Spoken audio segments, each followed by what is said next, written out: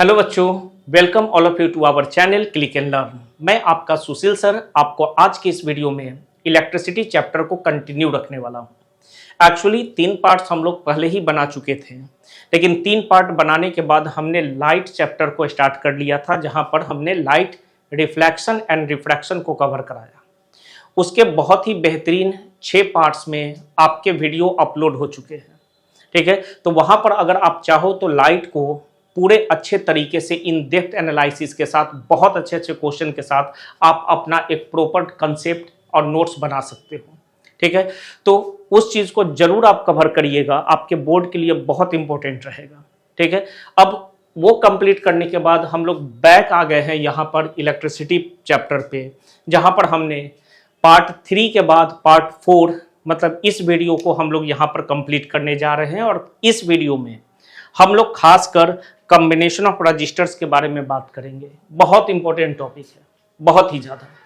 यह आपके बोर्ड के एग्जामिनेशन में 100% श्योरिटी के साथ ये पूछा जाएगा, कॉम्बिनेशन ऑफ रजिस्टर्स। ठीक है, काफ़ी इंपॉर्टेंट है, इसको अच्छे ढंग से करना बहुत ज़रूरी है। तो इस वीडियो में हम लोग पूरा इसका डीप एनालिसिस करेंगे और साथ में बहुत अच्छे अच्छे क्वेश्चंस को भी यहाँ कवर करेंगे। ठीक है, तो चलिए बिना किसी टाइम को वेस्ट किए हुए हम लोग अपने इस पार्ट को स्टार्ट करते हैं, जहां हम लोग पढ़ने वाले हैं कॉम्बिनेशन ऑफ रजिस्टर्स को। तो एक्चुअली बाबू, कॉम्बिनेशन ऑफ रजिस्टर्स क्या है, सबसे पहले तो ये समझते हैं। देखो क्या होता है कि हमारे सर्किट में कभी कभी एक से ज़्यादा इलेक्ट्रिकल कंपोनेंट्स एग्जिस्ट करते हैं। जैसे आपने 2 बल्ब लगा लिया, 3 फैन लगा लिया। ठीक है, तो आपके पास एक सोर्स है और आपके इस सर्किट में एक बल्ब हो गया, दूसरा बल्ब हो गया और एक फैन आपने लगा लिया, यहां पर फैन लगा लिया। ठीक है, तो अब आप सोर्स प्रोवाइड करोगे, एक स्विच लगा दिए। जैसे ही स्विच को ऑन करोगे इस सोर्स से एक करंट निकलेगा। ठीक है, लेकिन ये करंट किसने विड्रॉ किया? क्या बल्ब 1 ने या बल्ब 2 ने या फैन ने? ठीक है, तो आपका यहां क्वेश्चन होगा कि सर यहां पे इस सोर्स से जो करंट निकला है वो इन तीनों का कंबाइंड इफेक्ट निकला है। ठीक है, इन तीनों ने मिलकर यहां पर इस करंट को विड्रॉ किया है इस सोर्स से।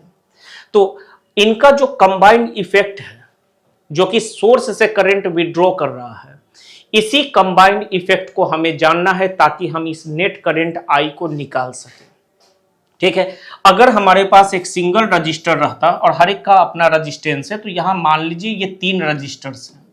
मान लीजिए आपके पास एक सिंगल रजिस्टेंस है जिसका वैल्यू आप ले लो 10 ओम है, और आपके सोर्स में हम डाल देते हैं यहां पर V is equal to 20 volt. ठीक है, और ये स्विच ऑन कर दिए, करंट निकला, तो आपसे पूछा जाएगा करंट का वैल्यू क्या है। तो आप तुरंत क्या लगा दोगे? ओम्स लॉ लगा दोगे, V इक्वल टू IR, और I is equal to V by R लिखोगे। V का वैल्यू आप 20 लिखोगे, R सिंगल रजिस्टेंस है इसलिए आपको कंबाइंड इफेक्ट देखना ही नहीं है। इसी सिंगल रजिस्टेंस को आप नीचे डाल दोगे, कैंसल हुआ और क्या मिल गया? 2 एम्पियर करंट इस सर्किट में इस सोर्स से इसने विड्रॉ कर लिया। लेकिन अगर हम यही बोल दें कि यहां पर आपका ये एक बल्ब है, ये दूसरा बल्ब है, एक फैन यहां पर है F1 और एक फैन हम यहां भी जोड़ देते हैं, ये F2 है। ठीक है, सबका अपना रजिस्टेंस है। मान लीजिए 2 ओम हो गया, ये भी 2 ओम हो गया, ये हमारे पास 4 ओम हो गया और ये भी 4 ओम हो गया। और यहां पर हम लोग बोल देते हैं कि यहां पर हमने 20 वोल्ट अप्लाई किया है अगेन। तो अब यहां करंट कितना निकलेगा? तो आप सोच में पड़ जाओगे कि कैसे कैलकुलेट किया जाए, सबको जोड़े या क्या करें यहां। ठीक है, इनका कंबाइंड इफेक्ट कैसे निकालें? तो यही कंबाइंड इफेक्ट जो हम लोग यहाँ पर कॉम्बिनेशन ऑफ रजिस्टर्स का देखने वाले हैं, उसी को हम लोग इक्विवेलेंट रेजिस्टेंस बोलते हैं। मतलब सबसे पहले हमें कैलकुलेट करना पड़ेगा कि यहाँ पर जितने भी रजिस्टर्स हैं इनका इक्विवेलेंट क्या है। ठीक है, तो इक्विवेलेंट कैलकुलेट करने के बाद ही हम लोग देख सकते हैं कि यहाँ से नेट करंट कितना निकलेगा। तो बहुत सिंपल है। ठीक है, आगे चलकर इसको हम लोग बढ़िया से कवर करने वाले हैं, लेकिन अभी आपको समझ में आ गया होगा कि हम लोग कॉम्बिनेशन ऑफ रजिस्टर्स की क्या बात कर रहे हैं। ठीक है, तो देखो आपके यहां पर हम लोग रजिस्टर्स को मेनली दो ही तरीके से कंबाइन करते हैं। एक रहता है सीरीज कॉम्बिनेशन और दूसरा रहता है पैरेलल कॉम्बिनेशन। रजिस्टर्स हमेशा सर्किट में दो तरीके से कनेक्ट किए जाते हैं, एक सीरीज और दूसरा पैरेलल कनेक्शन में।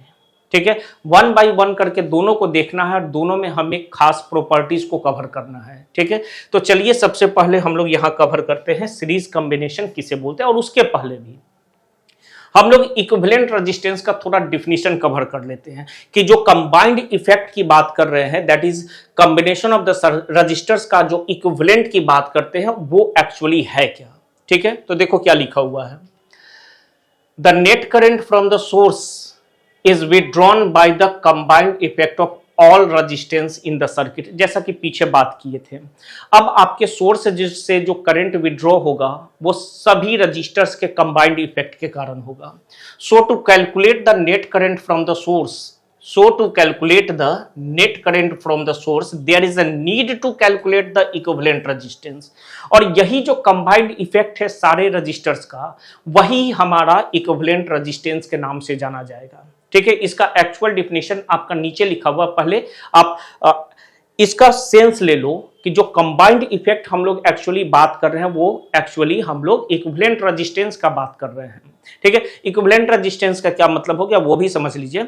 जैसे किसी सर्किट में 5 रजिस्टर्स कनेक्टेड हैं। ठीक है, किसी सर्किट में 5 रजिस्टर्स कनेक्टेड हैं, पांचों ने मिलकर 2 एम्पियर करंट सोर्स से निकाला। ठीक है, अब एक ऐसा रजिस्टर जिससे हम पांचों को रिप्लेस कर दे, मतलब पांचों को हटाकर एक सिंगल रजिस्टर उसी सर्किट में डाल दे। अगर वो रजिस्टर सेम सोर्स से 2 एम्पियर का करंट खींच लिया, उतना ही करंट खींच लिया, तो उस सिंगल रजिस्टर को इन पांचों का इक्विवेलेंट रेजिस्टेंस बोलेंगे। ठीक है, फिर से एक बार समझ लीजिए, आपके पास 5 रजिस्टर्स थे और आपने सोर्स से 2 एम्पियर का करंट विड्रॉ किया। ठीक है, हम पांचों को हटाकर एक सिंगल रजिस्टर डाल देते हैं, ये सिंगल वाला भी उसी सोर्स से उतना ही करंट विड्रॉ कर लिया, तो हम बोलेंगे इन पांचों का ये सिंगल इक्विवेलेंट रेजिस्टेंस है। बहुत सिंपल है। ठीक है, देखिए यहां पर डिफिनेशन भी लिखा हुआ है, the equivalent resistance of a combination of resistors is the value of single resistor.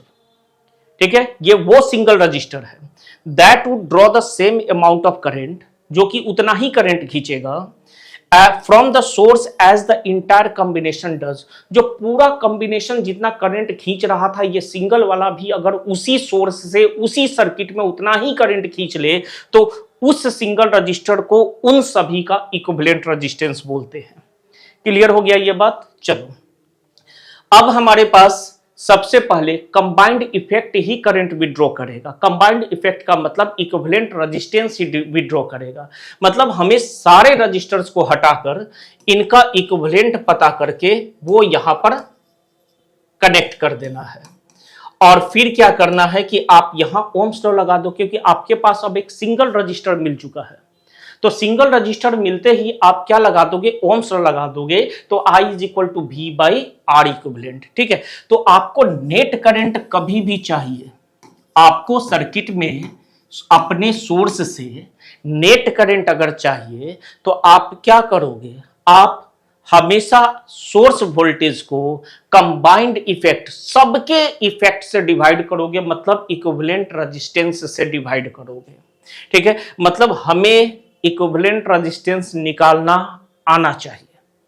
ठीक है, और जब तक ये नहीं सीखेंगे तब तक हम लोग नेट करंट के बारे में बात नहीं कर सकते हैं कि आपके सर्किट में सोर्स से नेट करंट कितना निकला है। ठीक है, चलो तो 1 बाय 1 करके देखते हैं सीरीज कॉम्बिनेशन में हम लोग इक्विवेलेंट कैसे निकालेंगे। उसके भी पहले सीरीज कॉम्बिनेशन किसे बोलते हैं? ठीक है, बहुत सिंपल है, आपको नजर से इसे देखकर पहचानना है। अगर आपके resistors back to back connected है, हम लोग यहां 3 रजिस्टर्स ले रहे हैं, एक का नाम R1, दूसरे का नाम R2 और तीसरे का नाम R3 रखते हैं। अब इनको एक सोर्स V से कनेक्ट कर देते हैं, यहां पर हम स्विच लगा लेंगे और यहां पर एक करंट, नेट करंट के वैल्यू को मेजर करने के लिए एमीमीटर लगा लेते हैं। अब ये ओपन है, कोई करंट फ्लो नहीं कर रहा है, लेकिन जैसे ही इसको हम क्लोज करेंगे, ये तीनों मिलकर, इन तीनों का कंबाइंड इफेक्ट इस सोर्स से आई करंट विड्रॉ कर लिया। अब ध्यान से देखिएगा, यहां पे ये आई करंट जब गुजरा तो देखो एक सिंगल रास्ता है, बीच में कोई भी वायर दूसरा तीसरा कनेक्टेड नहीं है, ठीक है। तो अगर आपके रजिस्टर्स एक सिंगल पाथ में कनेक्टेड है बैक टू बैक, तो इसी को सीरीज कॉम्बिनेशन बोलते हैं। जैसे अगर हम यहां एक वायर जोड़ दें, फिर ये सीरीज कॉम्बिनेशन नहीं कहलाएगा, ये दोनों बैक टू बैक हो जाएंगे, ठीक है। एक लाइन में ये दोनों दिख रहे हैं, लेकिन यहां पर आने के बाद आपका करंट दो रास्ते में ऐसे डिवाइड होगा, ठीक है, क्योंकि इसको दो पाथ मिल गया, ठीक है।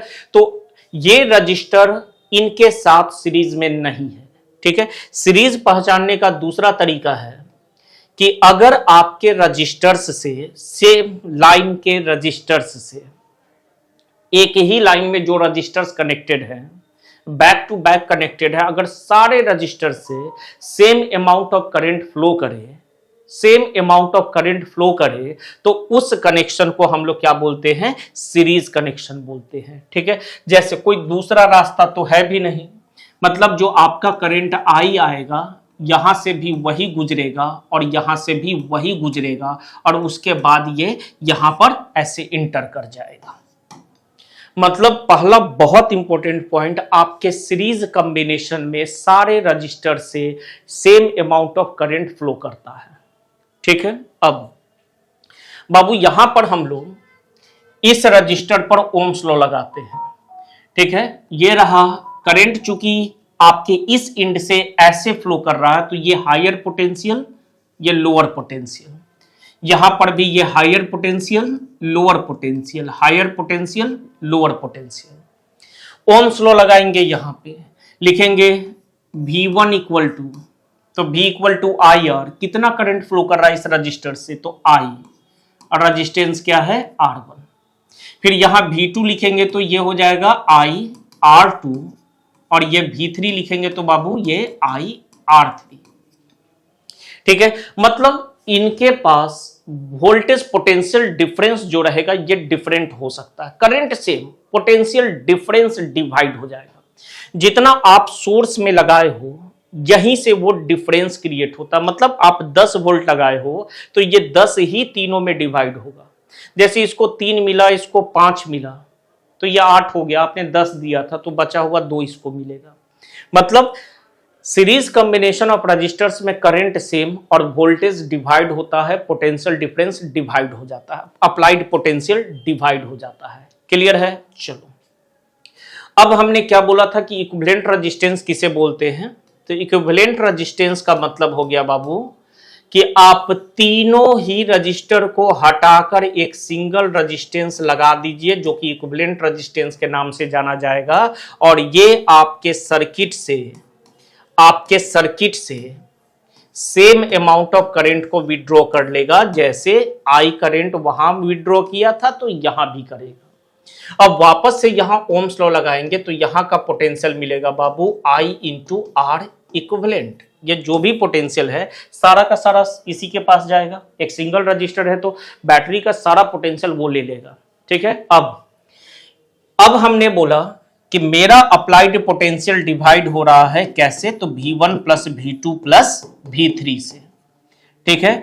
इस कैपिटल V के जगह वहां से लिखते हैं I R equivalent, V1 I R1, V2 I R2 और V3 I R3।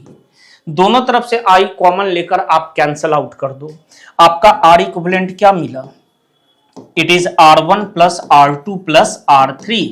मतलब सीरीज कॉम्बिनेशन में इक्विवेलेंट रेजिस्टेंस निकालने के लिए आप रेजिस्टेंस वैल्यूज को डायरेक्ट जोड़ दीजिए, कुछ नहीं करना है, ठीक है। जैसे ये 2 ओम है, ये 3 ओम है और ये 6 ओम है। आपसे कोई पूछेगा कि आर इक्विवेलेंट क्या होगा, तो जैसे ही आपने देखा कि सीरीज में कनेक्टेड है, तुरंत आप लिखोगे 2 प्लस 3 प्लस 6 आपको सीधा जोड़ना है, कितना हो गया, इट इज 9 to 11 ओम आपका आंसर हो जाएगा। ठीक है, सीरीज कॉम्बिनेशन में बैक टू बैक कनेक्शन में कोई तीसरा चौथा ब्रांच डेवलप नहीं होना चाहिए, एक सिंगल लाइन में सब रजिस्टर्स होने चाहिए, तो उनको सीरीज कॉम्बिनेशन बोलते हैं। सीरीज कॉम्बिनेशन में करंट सेम फ्लो करता है, अप्लाइड पोटेंशियल डिवाइड हो जाता है, मतलब इस कॉम्बिनेशन को जितना भी पोटेंशियल मिलेगा ना वो इनमें डिवाइड हो जाएगा। आप इस कॉम्बिनेशन को 50 दो, 50 इनमें डिवाइड होगा, इसको 20 मिला, इसको 10 मिला तो इसको 20 मिलेगा। ठीक है, चलिए, तो क्या क्या बातें हो गई कि properties of the series combination, तो same current, the same current flows through each resistor, reason there is only one path for the current, कोई दूसरा तीसरा पाथ ही नहीं है, एक सिंगल लाइन में है। ठीक है, तो अगर पाथ रहेगा तब तो करंट को दो रास्ता मिलेगा, तब तो वो डिवाइड होगा, कोई दूसरा रास्ता है ही नहीं, एक सिंगल रास्ता है, इसलिए करंट सेम। टोटल रेजिस्टेंस बाबू कितना लिखे हम लोग, तो आर इक्विवेलेंट इक्वल टू सारे रजिस्टर्स को सीधा पकड़ के जोड़ देना है, 3 है, तीनों को जोड़ दो, 10 रहेंगे सीरीज में, 10 को जोड़ देंगे। ठीक है, the overall resistance is greater than the largest register in the circuit. Suppose करिए आपके पास, हमने बोल दिया एक 10 ओम है, दूसरा 20 ओम है, तीसरा 50 ओम है, और तीनों किस में कनेक्टेड है, तो सीरीज कॉम्बिनेशन में। आर इक्विवेलेंट कोई पूछेगा तो तुम क्या बोलोगे, 10, 20 और 50 को हम जोड़ेंगे। ठीक है, और ये 80 ओम आ गया। तो देखो इनमें जो सबसे बड़ा है उससे भी बड़ा आपका इक्विवेलेंट रेजिस्टेंस का वैल्यू आता है। ठीक है, तो ये थोड़ा सा दिमाग में रख लीजिए कि सीरीज कॉम्बिनेशन में जो हमें इक्विवेलेंट रेजिस्टेंस मिलता है वो उस सर्किट में जो सबसे बड़ा, उस सीरीज कॉम्बिनेशन में जो सबसे बड़ा रेजिस्टेंस रहेगा उससे भी ये बड़ा होता है। ठीक है, वोल्टेज डिवाइड हो गया। ठीक है, हम लोग पीछे बात कर चुके हैं कि वोल्टेज डिवाइड होगा, पोटेंशियल डिफरेंस डिवाइड होगा। ठीक है, नेक्स्ट किस रेशियो में डिवाइड होगा, तो चलो उसको भी देख लेते हैं। तो हमने V1:V2:V3 लिया। V1 को क्या लिखे थे, IR1, ये IR2 और ये IR3। करंट तो सेम है, तो तीनों जगह करंट सेम रखिए। अब आप जानते हो कि रेशियोज के केस में जो कॉमन होता है वो कैंसल हो जाता है, तो देखो तो क्या मिल गया, मतलब वोल्टेज जो है वो रेजिस्टेंस के रेशियो में डिवाइड होगा, वोल्टेज जो है वो रेजिस्टेंस के रेशियो में डिवाइड हो रहा है। ठीक है, potential drop proportional to the resistor, जाहिर बात है जिसका रेजिस्टेंस सबसे ज्यादा होगा यहीं से पता चल रहा है। अगर वोल्टेज रेजिस्टेंस के रेशियो में ज्यादा डिवाइड हो रहा है तो जिसका रेजिस्टेंस वैल्यू सबसे ज्यादा, उसके पास सबसे ज्यादा पोटेंशियल मिलेगा, उसको सबसे ज्यादा वोल्टेज मिल रहा है। ठीक है, वन रजिस्टर फेल्स, इंपॉर्टेंट है ये।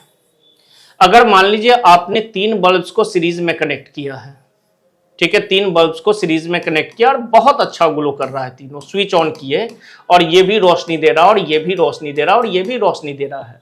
अचानक से क्या हुआ कि एक बल्ब फ्यूज कर गया, ये बल्ब फ्यूज कर गया, फ्यूज का मतलब ओपन सर्किट होना। ठीक है, बल्ब क्या हुआ, फ्यूज कर गया, तो अब देखो तो आपका सर्किट कैसा हो गया, ओपन सर्किट हो गया। ठीक है, तो क्या करंट फ्लो करेगा, बिल्कुल नहीं। मतलब एक अप्लायंस के खराब होने से बाकी सभी अप्लायंसेस ग्लो करना बंद कर देते हैं। ठीक है, तो ये इंपॉर्टेंट है। If any resistor gets damaged or disconnected the entire circuit stops working.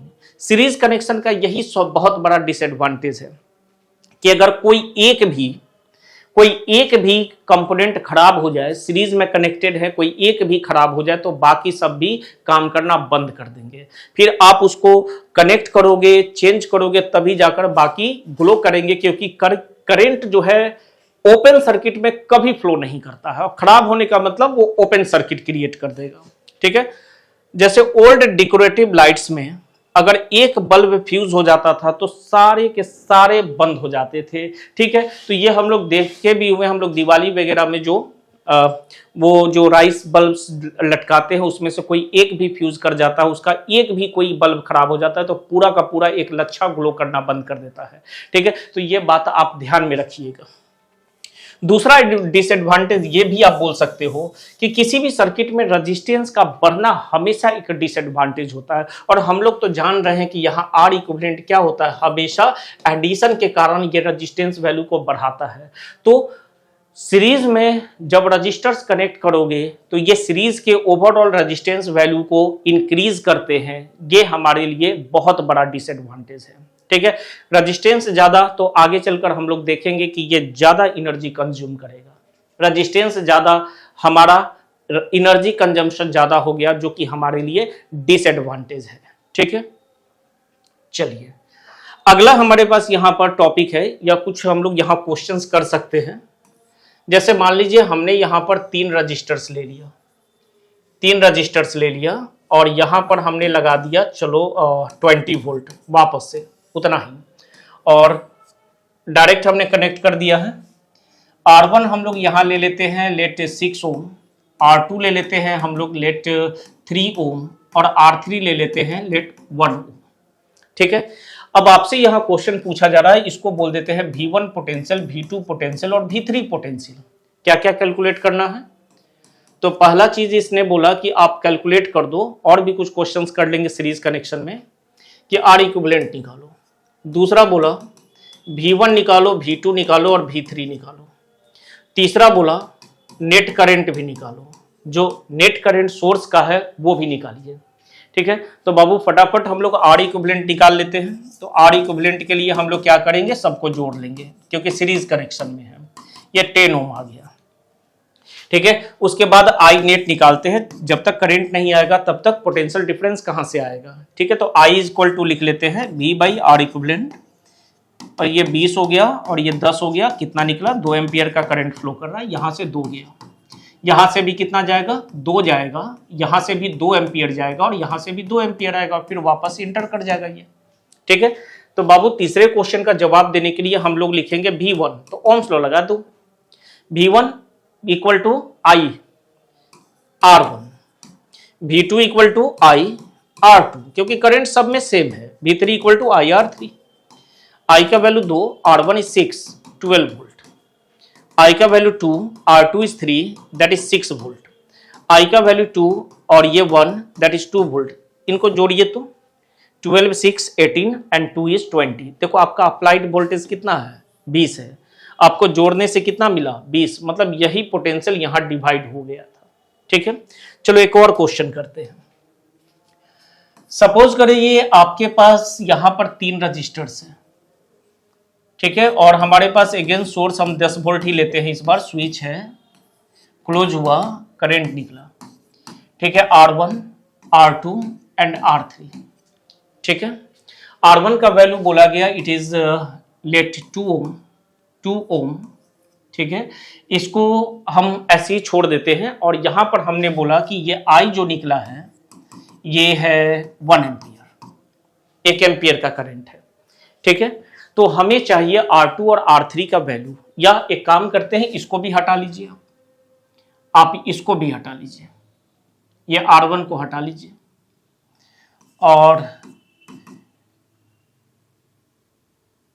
यहां पर हम एक काम करते हैं कि यहां पोटेंशियल बता देते हैं।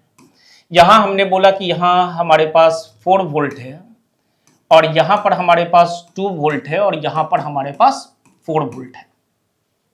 ठीक है, हमने नेट करंट दे दिया और इनके क्रॉस पोटेंशियल दे दिया। सबको जोड़ कर देख लीजिए 10 के बराबर होना चाहिए।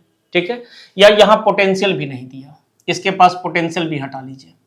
ठीक है, अब he is asking for R1 का वैल्यू, R2 का वैल्यू और R3 के वैल्यूज क्या रहेंगे, ये आपसे पूछ रहा है। ठीक है, तो बाबू अब R1 के पास ओम्स लॉ लगाते हैं। R1 के पास हम ओम्स लॉ लगाते हैं। यहां हम लोग लिखेंगे V is equal to I R1, I is current, और यहां V के जगह V1 कर लेते हैं, V1 4 वोल्ट लिखेंगे। तो बाबू जो वैल्यूज है उसको डाल दो, ये 4 हो गया और ये 1 हो गया और ये R1 हो गया। तो R1 इक्वल टू 4 ओम हमारा मिल चुका है। वापस से यही काम हम R2 के पास करते हैं। R2 के पास क्या लगा दे? वापस से ओम्स लो, तो हम V2 इक्वल टू लिख लेते हैं I R2, same current flow कर रहा है तीनों से, तो V2 2 लिख लेते हैं, I के जगह 1 इंटू R2, तो R2 का वैल्यू क्या मिल गया? इट इज 2 ओम। ठीक है, अब तीसरे के पास वोल्टेज है नहीं, कैसे काम करेंगे? तो आप इतना जानते हो कि सीरीज कनेक्शन में अप्लाइड वोल्टेज ही डिवाइड हो जाता है। इसको 4 मिला, इसको 2 मिला, तो बचा हुआ किसको मिलेगा? इसको मिलेगा। मतलब इसको कितना मिल गया? 10 में से 4 और 2 को माइनस कर लीजिए और डायरेक्ट भी आप लिख सकते थे कि बचा हुआ वोल्टेज इसको मिलेगा। ये दोनों मिलकर 6 बना लिए हैं तो इसके पास 4 वोल्ट मिला। बस जैसे ही पता चला आप यहाँ वापस से ओम्स लॉ लगा दो तो V3 equal to IR3, V3 is 4, I is 1 and R3। तो what is the value of R3? It is 4 volt, ठीक, सॉरी इट इज 4 ओम। तो देखो आपके तीनों रेजिस्टेंस वैल्यूज यहां से मिल गए, ठीक है। तो आप यहां पर अब इस टाइप के क्वेश्चंस को आसानी से सॉल्व कर सकते हो, ठीक है। अब वोल्टेज किस रेशियो में, अगर रेजिस्टेंस देकर बोले कि वोल्टेज किस रेशियो में डिवाइड हो रहा है तो वो भी काफी आसानी से आप बता सकते हो, वो भी काफी आसानी से आप बता सकते हैं, ठीक है। चलिए मूव करते हैं अगला पैरेलल कॉम्बिनेशन की ओर। तो बाबू पैरेलल कॉम्बिनेशन में हमारे रजिस्टर्स जो होते हैं वो कुछ इस टाइप से कनेक्टेड होते हैं। हम वापस से 3 ही रजिस्टर का एग्जांपल लेंगे और इसको जनरलाइज कर देंगे 3 से ज्यादा रजिस्टर्स के लिए। ये हो गया, यहां पर हमने लगा दिया सोर्स और लेट कर लीजिए उसका पोटेंशियल भी है, ठीक है। अब इसको बढ़िया से समझिएगा। ये हमारा कनेक्टिंग वायर, इस इंड का नाम हम दे देते हैं A और इस इंड का नाम हम दे देते हैं B। ये 2 इंड्स हो गए, ठीक है। ये एक पॉइंट हो गया और ये दूसरा पॉइंट हो गया। तो बाबू ये जो आपके पास सोर्स है इसका पोटेंशियल डिफरेंस भी है। एक एग्जांपल ले लेते हैं, मान लेते हैं इसका पोटेंशियल डिफरेंस 20 वोल्ट है।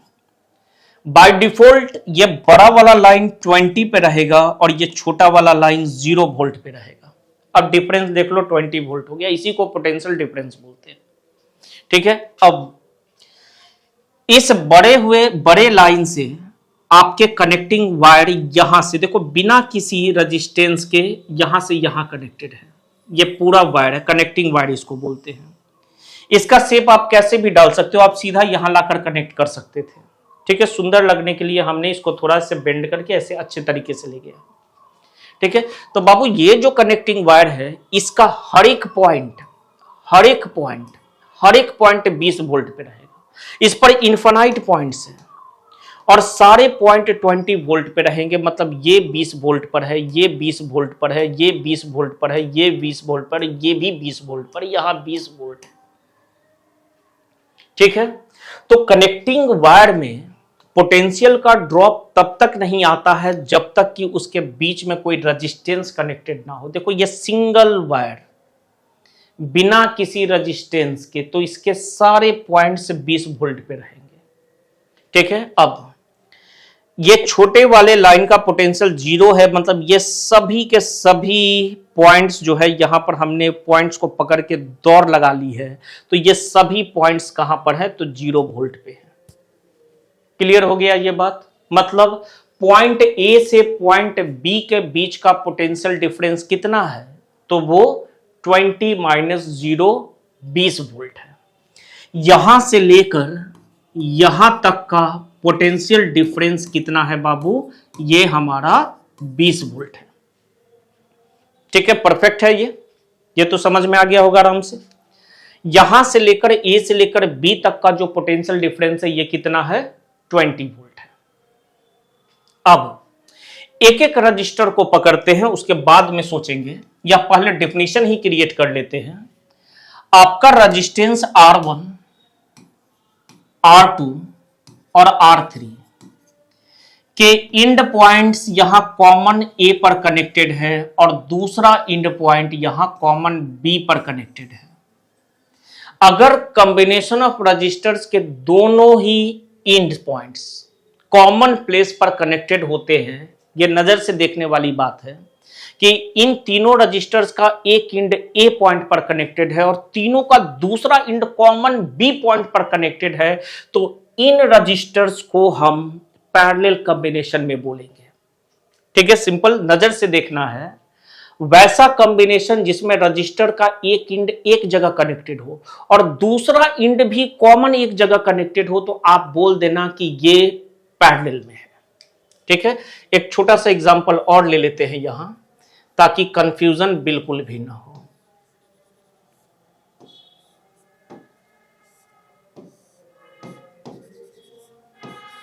बाबू अब देखो यहां वापस से ये तीनों पैरेलल ही दिख रहे हैं, दिखने का तो पैरेलल दिख रहे हैं, लेकिन ध्यान दीजिएगा इसको R1 बोल देते हैं, R2 बोल देते हैं और R3 बोलते हैं। तीनों रजिस्टर का एक इंड कॉमन P पर कनेक्टेड है, लेकिन दूसरा इंड क्या कॉमन पॉइंट पर कनेक्टेड है? आप देखिए तो बिल्कुल नहीं।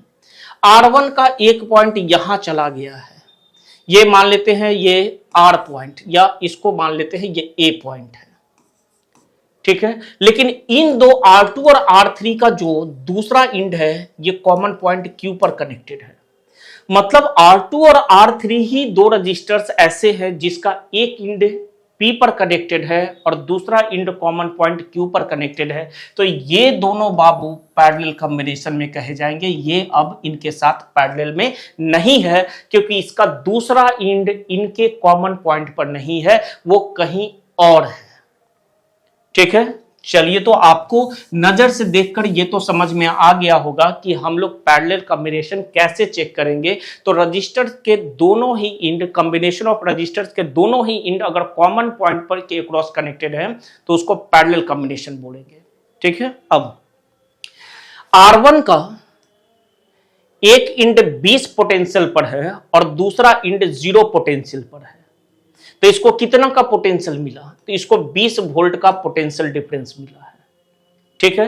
अब R2 का एक इंड 20 पर कनेक्टेड है और R2 का दूसरा इंड 0 पर कनेक्टेड है, इसका मतलब 20 माइनस 0, इसको भी 20 वोल्ट का पोटेंशियल डिफरेंस मिला। R3 का भी एक इंड A पर कनेक्टेड है और दूसरा इंड B पर कनेक्टेड है, तो इसको भी 20 वोल्ट का पोटेंशियल डिफरेंस मिल रहा है। क्लियर हो गया ये? मतलब यहां पर पैरेलल कॉम्बिनेशन में पोटेंशियल डिफरेंसेस कांस्टेंट हो जाते हैं, वोल्टेज कांस्टेंट हो जाते हैं, भी कांस्टेंट हो जाता है। जिस तरीके से सीरीज में करंट कांस्टेंट था, पैरेलल कॉम्बिनेशन में रजिस्टर्स के पोटेंशियल डिफरेंस कांस्टेंट हो जाते हैं। कॉम्बिनेशन को 20 मिला, सबको 20 मिल जाएगा। कॉम्बिनेशन को 10 मिला, सबको 10 मिल जाएगा। जैसे मान लो कि ये बहुत सिंपल सर्किट है, थोड़ा सा और इसको एक्सटेंड करते हैं, ठीक है। हमने इन तीनों का एक इंड यहां कॉमन रखा, दूसरा इंड और एक और रजिस्टर लगा दिया, और यहां से हमने दिया 50 वोल्ट, ठीक है। अब देखो ये कॉम्बिनेशन, इसको डब्बा बंद कर दीजिए, इसको डब्बा बंद कर दीजिए, एक डब्बे में डाल दीजिए। अब अंदर क्या है नहीं दिख रहा है, इसको एक सिंगल डब्बा मानो, तो सिंगल इसके साथ कैसे कनेक्टेड है? एक लाइन में। ये तीनों इसके साथ कैसे कनेक्टेड है? सीरीज में कनेक्टेड। देखो बैक टू बैक ये डब्बा इसके साथ सीरीज में, बैक टू बैक सीरीज में कनेक्टेड है। तो सीरीज में क्या डिवाइड होता है? पोटेंशियल तो डिवाइड हो जाता है। मतलब अगर ये 30 वोल्ट ले रहा है तो बाकी बचा हुआ 20 वोल्ट इन तीनों को मिलेगा। तो अब आप बताओ इस कॉम्बिनेशन को कितना वोल्टेज मिला है? 20 वोल्ट मिला है। मतलब इसको भी अब 20 मिलेगा, इसको भी 20 मिलेगा और इसको भी 20 मिलेगा। ऐसा नहीं है कि हमेशा सोर्स का पोटेंशियल ही पूरा पैरेलल को मिल जाएगा, नहीं। कभी कभी पैरेलल के साथ सीरीज भी कनेक्टेड होता है, तो ये दोनों में डिवाइड होगा और इस कॉम्बिनेशन को जितना पोटेंशियल मिलेगा वो इनमें कांस्टेंट तरीके से डिवाइड होगा। मतलब 20 दिए हो सबको 20 मिलेगा, 50 दिए हो सबको 50 मिलेगा, 100 दिए हो सबको 100 मिलेगा।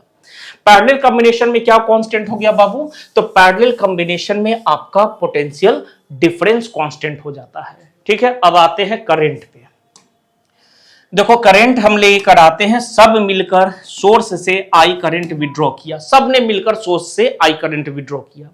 आई करंट यहां तक पहुंचा, आई करंट यहां तक पहुंचा। यहां से कितने रास्ते? 3 रास्ते। तो एक में गया I1, यही डिवाइड हो जाएगा, दूसरे में गया I2 और तीसरे में गया I3। वापस ये I1 इधर से आया, ये I2 इधर से आया और ये I3 इधर से आया, और तीनों यहां मिल गए, वापस से I बना लिए।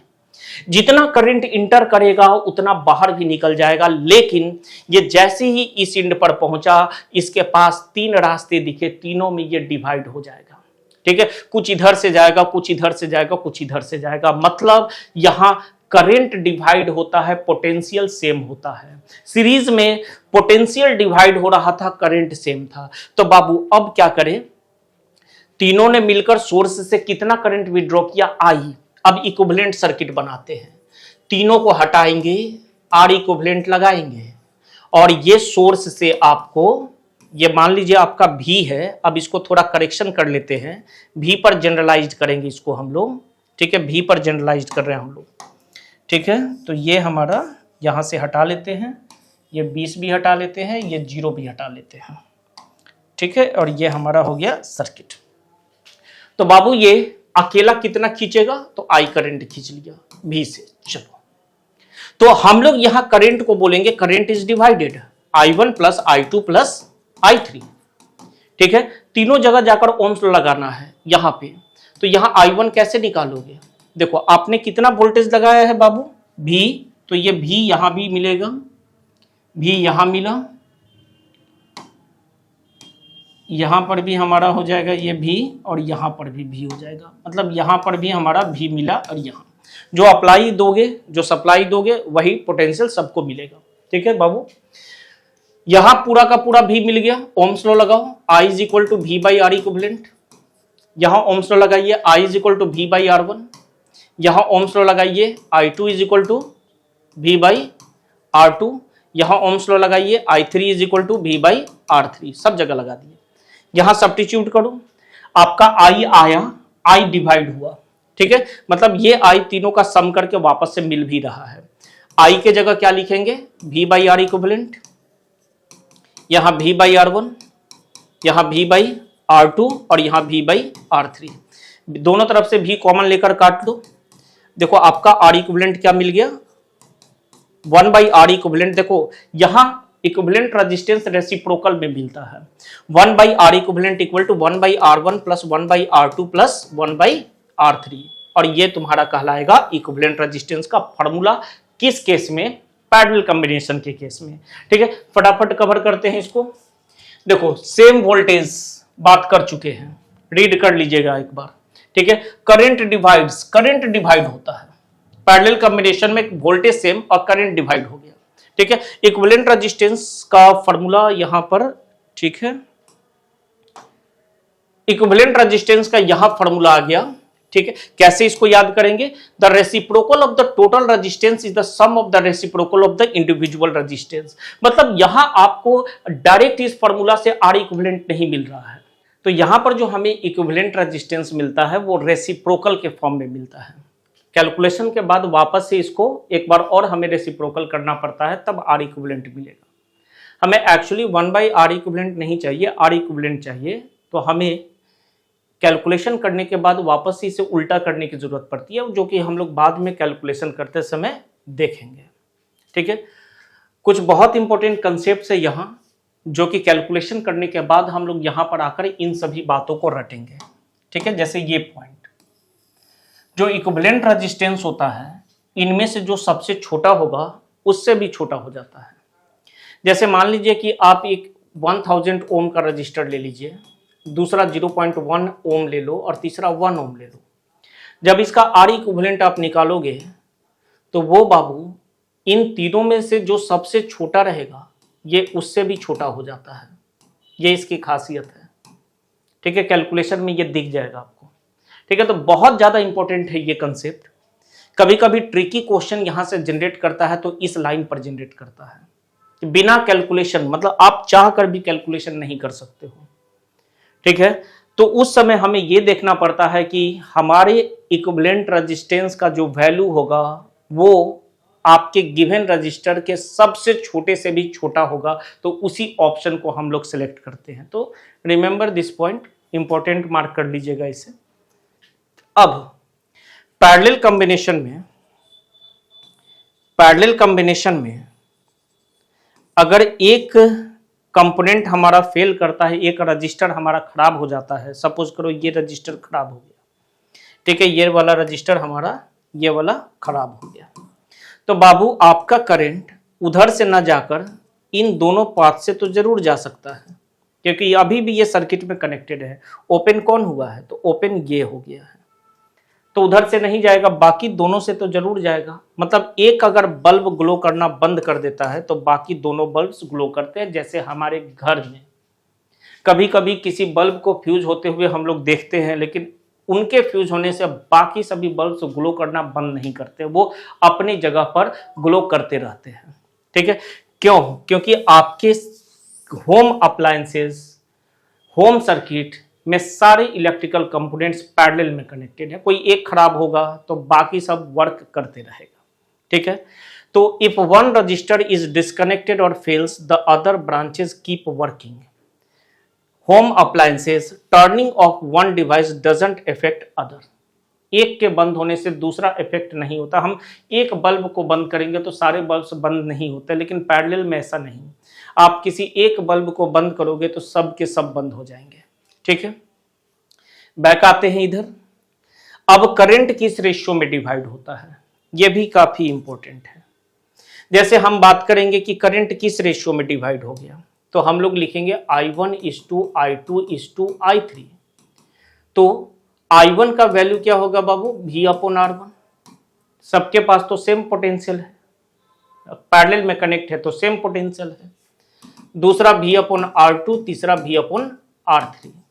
और कॉमन टर्म्स रेशियोज में कैंसल होते हैं, तो देखो आपके करंट किस रेशियो में डिवाइड हो गए। तो रजिस्टर्स के रेसिप्रोकल के रेशियो में करंट डिवाइड होते हैं, मतलब जिस रजिस्टर का वैल्यू सबसे ज्यादा वहां से सबसे कम करंट पास करेगा। ठीक है, अगर हम बोल रहे हैं यहां पर 3 रजिस्टर्स को पैरेलल में कनेक्ट कर देते हैं, ये तीनों का एक इंड यहां कनेक्ट कर दिए हैं और दूसरा इंड यहां पर, तो ये पैरेलल में हो गया। हमने बोला ये 10 ओम है, ये 2 ओम है और ये 1 ओम है। तो सबसे ज्यादा करंट किससे पास करेगा, तो इससे सबसे ज्यादा कर, जैसे मान लीजिए हमने बोला I1, I2 और I3। तो यहां पर जो आपके करंट का इनइक्वलिटी क्रिएट होगा वो ऐसे होगा, सबसे कम रजिस्टर से सबसे ज्यादा करंट, फिर उससे कम वाले से और सबसे ज्यादा वाले से सबसे कम करंट। ये आपका इनइक्वलिटी तैयार होगा यहाँ। ठीक है, तो बाबू यहाँ पर ये सारे कंसेप्ट्स इंपॉर्टेंट है। और सबसे बड़ा एडवांटेज यहाँ पर ये है कि कोई एक अप्लायंसेज ऑफ होता है तो बाकी सब ग्लो, बाकी सब वर्क करेंगे। दूसरा एडवांटेज होता है कि आपके सर्किट का resistance, overall resistance value drastically decrease करता है। कहाँ पे, पैरेलल कॉम्बिनेशन में। इसलिए हम लोग हमेशा पैरेलल कॉम्बिनेशन को ही अपने होम सर्किट में अप्लाई करते हैं। ठीक है, रेजिस्टेंस का डिक्रीज होना बहुत बड़ा एडवांटेज होता है। चलिए अब आगे आते हैं यहां पर 2 रजिस्टर्स का, जो कि काफी फेमस फार्मूला है। जब हमारे पास 2 रजिस्टर्स कनेक्ट होंगे, एक ले लेते हैं R1 और दूसरा ले लेते हैं R2। ये दोनों पैरेलल में कनेक्टेड है, कोई भी देखकर अब बता सकता है। और हमें चाहिए R इक्विवेलेंट, तो हम लोग फार्मूला अप्लाई करते हैं 1/R इक्विवेलेंट इक्वल टू 2 ही है, इसलिए 1/R1 प्लस 1/R2। यहाँ एलसीएम लेंगे तो आ जाएगा R1 R2, डिवाइड होगा तो ऊपर आएगा R2 प्लस R1। ठीक है, अब चूंकि reciprocal of the equivalent resistance है, हमको चाहिए इक्विवेलेंट रेजिस्टेंस, तो हम दोनों तरफ रेसिप्रोकल मार देते हैं। और इस तरीके से आप देख लीजिए यहाँ पे आपके पास R इक्विवेलेंट का एक बेहतरीन फार्मूला निकला 2 के लिए।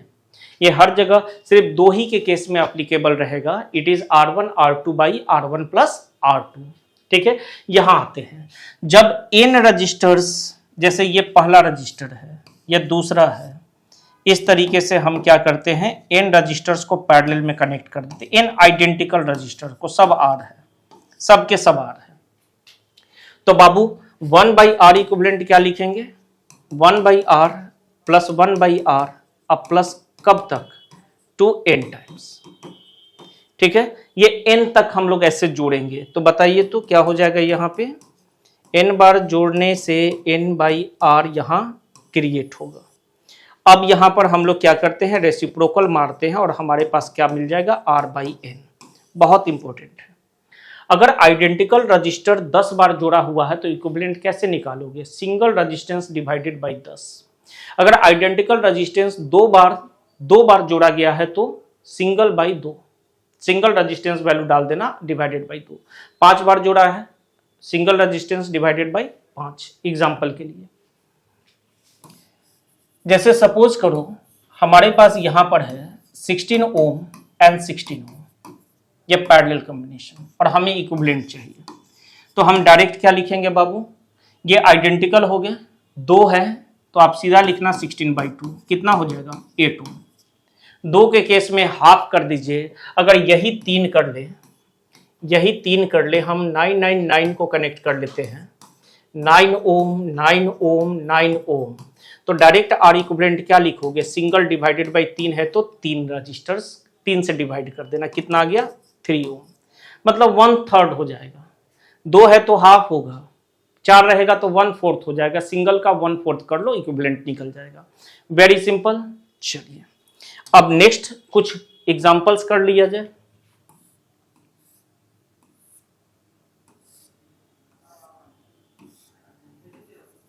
यहां हम लोग ले लेते हैं R1 is equal to 6 ohm, R2 is equal to 3 ohm and R3 is equal to 9 ohm. ये हमारे पास 3 रजिस्टर्स हो गए, ठीक है। ये point A, point B, clear. अब हमने सोर्स को कनेक्ट कर रखा है, यहां पे सोर्स को ऐसे कनेक्ट कर रखा है, ठीक है। या हम लोग यहां पर कर सकते हैं इसको, चलिए ठीक है कोई दिक्कत नहीं है, लेकिन डेसिमल में वैल्यू आ जाएगा, थोड़ा सा इजी कर लेते हैं इसको। इसको हम लोग 3 ओम कर लेते हैं, या 6 ओम कर लीजिए, इसको 6 ओम कर लेते हैं, 6 ओम, और यहां डाल देते हैं 18 वोल्ट। हमें चाहिए नेट करंट आई, हमें चाहिए I1, हमें चाहिए I2, हमें चाहिए I3, ये तीनों चाहिए। उसके बाद हमें चाहिए V1, हमें चाहिए V2 और हमें चाहिए V3, ठीक है। चलो फटाफट कैलकुलेट किया जाए। तो सबसे पहले 1/R इक्विवेलेंट लिखेंगे, it is 1/R1 6, 1/R2 3, 1/R3 it is 6। LCM ले लेंगे हम लोग, ये आ जाएगा हमारे पास 6 आ गया, ठीक है। और यहां पर हमारे पास आएगा 1 2 एंड 1, तो यहां पर हमारे पास आर इक्विवेलेंट इक्वल टू आ गया 6/4 3/2 दैट इज 1.5 ओम आ गया। आर इक्विवेलेंट इज 1.5 ओम। पहला तो कैलकुलेट हो गया आर इक्विवेलेंट।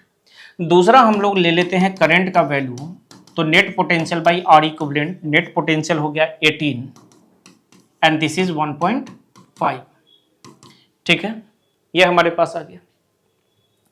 अब इसको डिवाइड कर लेते हैं हम लोग, ठीक है।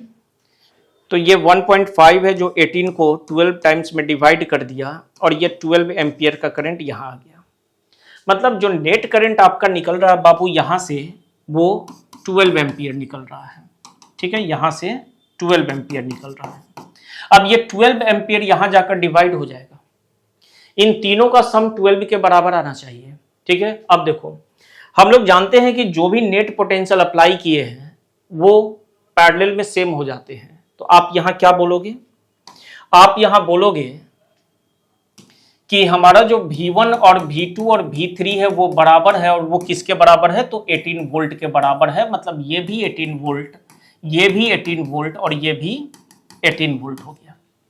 अब यहां तीनों के पास जाकर आप क्या अप्लाई करोगे करंट के लिए, चूंकि आपको रेजिस्टेंस और पोटेंशियल पता है तो करंट के लिए ओम्स लॉ लगा दीजिए।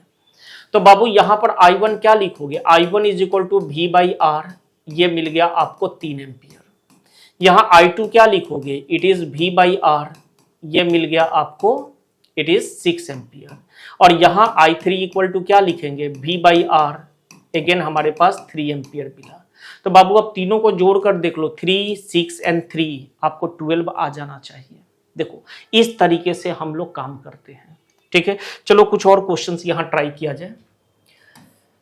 वापस से हम लोग 3 का पैरेलल कॉम्बिनेशन लेते हैं, ठीक है। 3 का हम लोग पैरेलल कॉम्बिनेशन लेते हैं। यहां से नेट करंट हम लोग डालते हैं, let I is equal to 12 ampere. यह R1 ले लेते हैं 4 ओम, R2 ले लेते हैं, इट इज लेट 3 ओम और R3 पता नहीं, ये पता नहीं है। ठीक है, यहां से I1 का वैल्यू हम ले लेते हैं लेट 3 एम्पियर, I2 का वैल्यू पता नहीं है और I3 का वैल्यू भी पता नहीं है। ये सारी चीजें हमें पता करनी है। ठीक है, ये सभी चीजें हमें पता करनी है। तो बाबू फटाफट यहां अप्लाई करते हैं ओम्स लॉ और पता कर लेते हैं V1 कितना आएगा या V कितना आएगा। तीनों पैरेलल में कनेक्टेड है तो पोटेंशियल तो सेम रहेगा, तो V निकालेंगे तो I1 R1 लिख लेते हैं 3 × 4 दैट इज 12 वोल्ट आ गया। तो ये 12 वोल्ट यहां भी रहेगा और ये 12 वोल्ट यहां भी रहेगा। इतना तो क्लियर हो गया। पैरेलल कॉम्बिनेशन में पोटेंशियल सेम तो 12-12 वोल्ट दोनों जगह लगा दो। अब आपके पास रेजिस्टेंस और वोल्टेज है तो करंट निकाल लोगे। तो I2 इज इक्वल टू क्या लिखोगे आप? I2 इज इक्वल टू लिखोगे इट इज 12 बाई रेजिस्टेंस 3 तो इट इज 4 एम्पियर। और यहां पर I3 इज इक्वल टू क्या लिखेंगे? I3 इज इक्वल टू लिखेंगे, ठीक है, ये हमें पता नहीं है R3। तो यहां पर एक काम करते हैं हम लोग, हमको नेट करंट पता है। नेट करंट कितना है? It is 12 ampere, it is 12 ampere. ठीक है, तो आपका I3 कैसे निकलेगा? I3 नेट करंट में से ऊपर वाले दोनों करंट को माइनस कर लीजिए। ठीक है, तो 12 माइनस हो जाएगा, I1 का वैल्यू 3 और इसका वैल्यू आ गया है 4, तो ये 7 हो गया और यहाँ 5 एम्पियर आपके पास आ जाएगा। मतलब यहां से 5 एम्पियर का करंट फ्लो कर रहा है। तो वापस से करंट और पोटेंशियल आपको पता है तो रेजिस्टेंस कैसे निकालोगे? ठीक है, ओम्स लॉ वापस से लगा लीजिए। तो आप लिखोगे V by current, V by I is the resistance I3। तो V है 12 और ये है 5, तो जो भी आपके पास आएगा 12/5 ओम इज द आंसर। ठीक है, देखिए बहुत इंपॉर्टेंट कंसेप्ट है, इसको ध्यान से आप देख लीजिए, एक दो बार आप ट्राई कर लो। ठीक है, हमने क्या किया, करंट और रेजिस्टेंस पता है तो पोटेंशियल निकाल लिया। पोटेंशियल तीनों में सेम रहेगा तो तीनों को वही पोटेंशियल दे दिया। क्यों सेम रहेगा? क्योंकि तीनों पैरेलल में कनेक्टेड है। पोटेंशियल और रेजिस्टेंस पता है तो करंट निकल गया। दो जगह करंट पता है, इंटर 12 करा रहे हैं, तीनों में यही डिवाइडेड होगा, मतलब 2 का पता चल गया है, तीसरा हम माइनस करके निकाल लिए। अब यहाँ करंट पता चल गया, पोटेंशियल पता है, तो रेजिस्टेंस ओम्स लॉ से पता कर लेंगे। ओम्स लॉ क्या है? V equal to I। और यहाँ से कोई 2 पता है तो तीसरा आप निकाल सकते हो। तो यही अप्लाई कर करके हम लोग हर जगह काम कर रहे हैं। ठीक है, तो ये हमारे हो गया पैरेलल कॉम्बिनेशन का कुछ कंसेप्चुअल क्वेश्चंस जो कि आपको ध्यान में रखना है। ठीक है, चलिए अब हम लोग चलते हैं सीरीज ऑफ द क्वेश्चंस की तरफ। मतलब ढेर सारे क्वेश्चंस हम लोग करने वाले हैं। कंसेप्ट क्लियर हो गया है।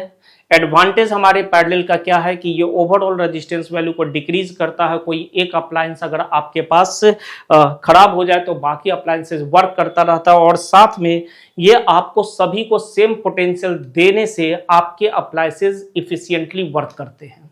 ठीक है, चलो ये क्या बोल रहा है कि ये 3 रजिस्टर से जो कि सीरीज और पैरेलल में कनेक्ट किए गए हैं, तो इक्विवेलेंट बताइए। तो पहला सीरीज कनेक्शन में R इक्विवेलेंट हम जोड़ कर बता देंगे। ठीक है, 3 2 5 4 9 ओम। पैरेलल के लिए फॉर्मूला यूज कर लेंगे ऐसे करके, 3 है तो हमने 3 लिख लिया, और 1/2 + 1/3 + 1/4 हमारा हो गया। ठीक है, अब इसका एलसीएम हम लोग ले लेते हैं 2 3 4 का। तो ये आ जाएगा बाबू 1 2 3 6 and 2 12।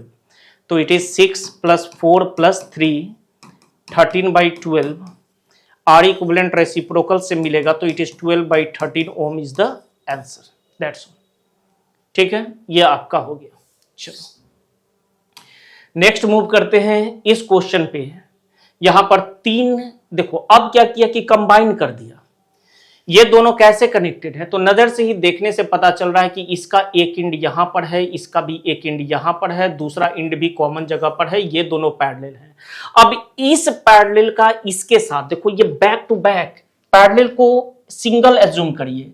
तो सिंगल सिंगल पैरेलल कनेक्शन का सिंगल और ये सिंगल कैसे एक लाइन में, मतलब R2 और R3 का पैरेलल R1 के साथ सीरीज में है।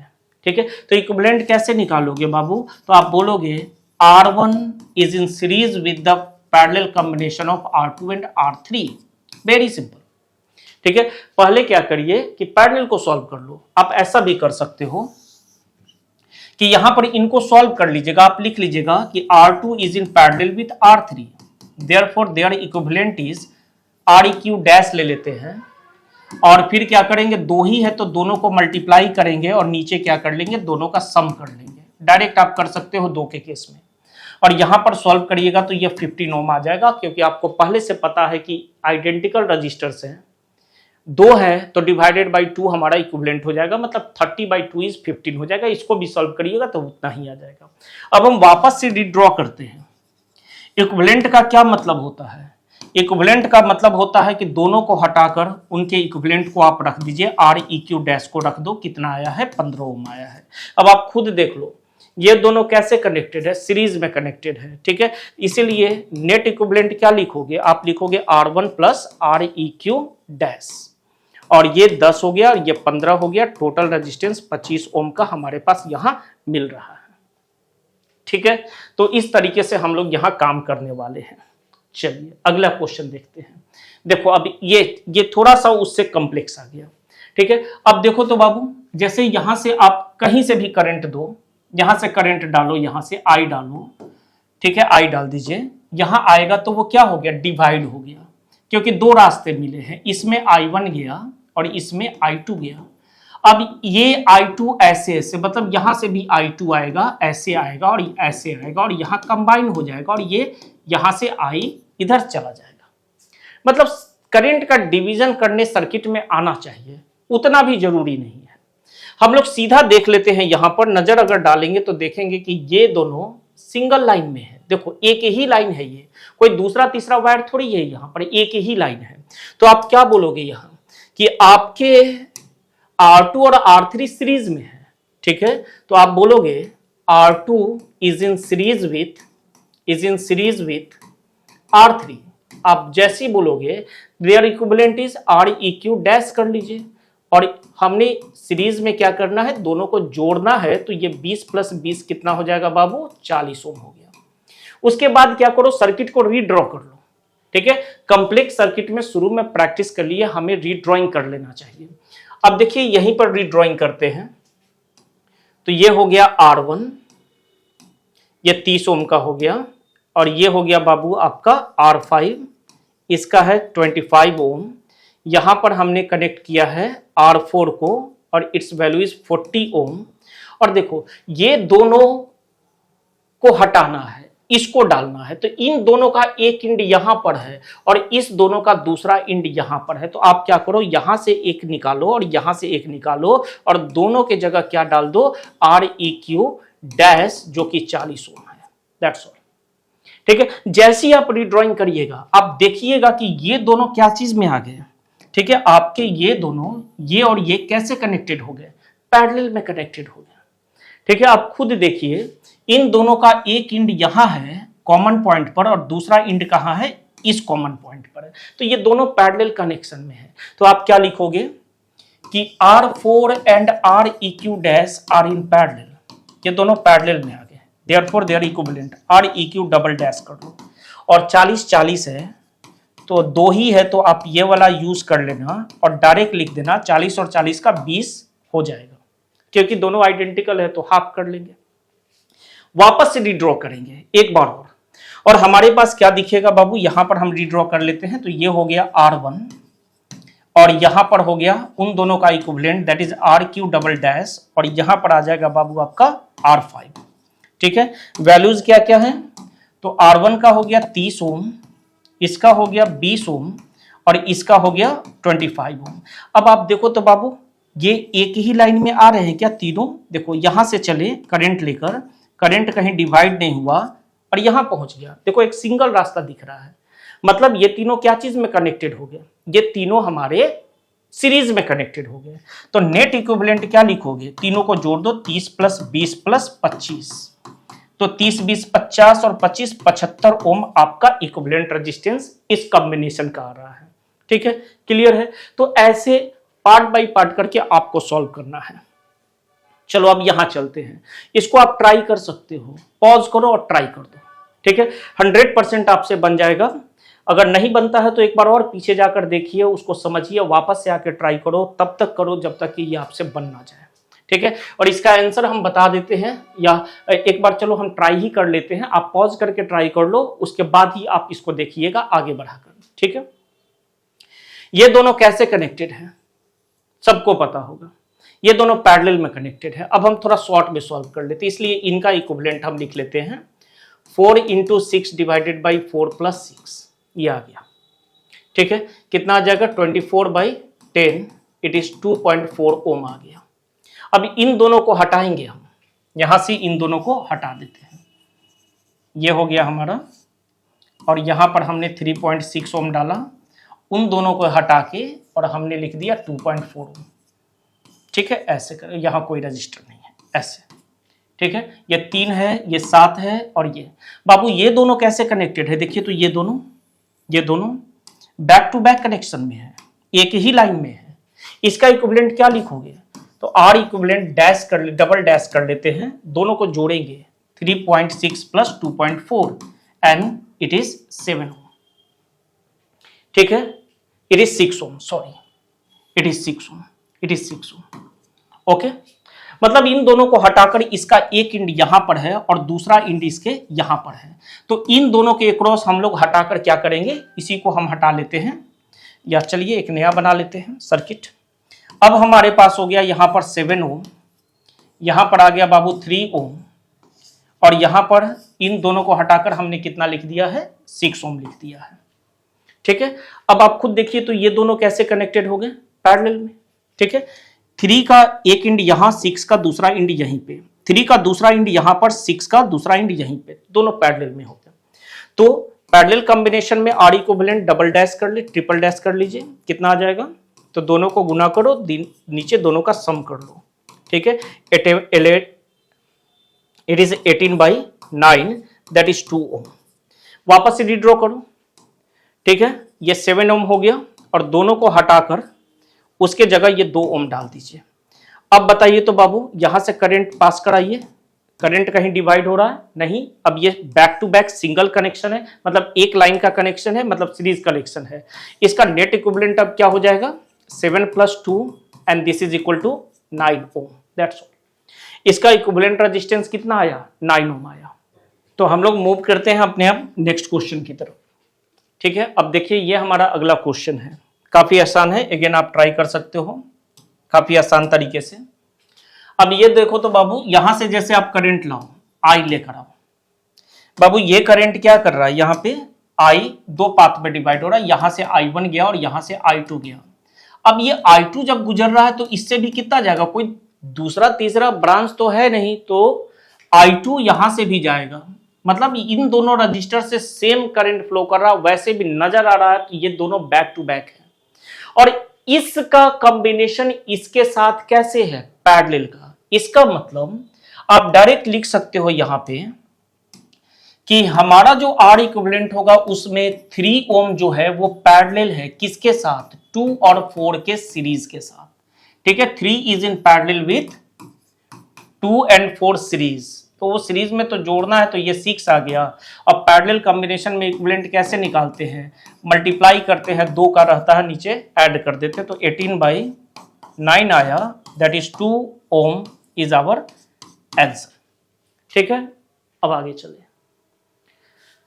अगेन ये भी बहुत बढ़िया क्वेश्चन है, यहां पर आप गौर करिएगा, तो यहां से आप करंट पास कराओ आई, यहां उसे 2 रास्ते मिलेंगे, इधर से गया I1 और इधर से गया I2।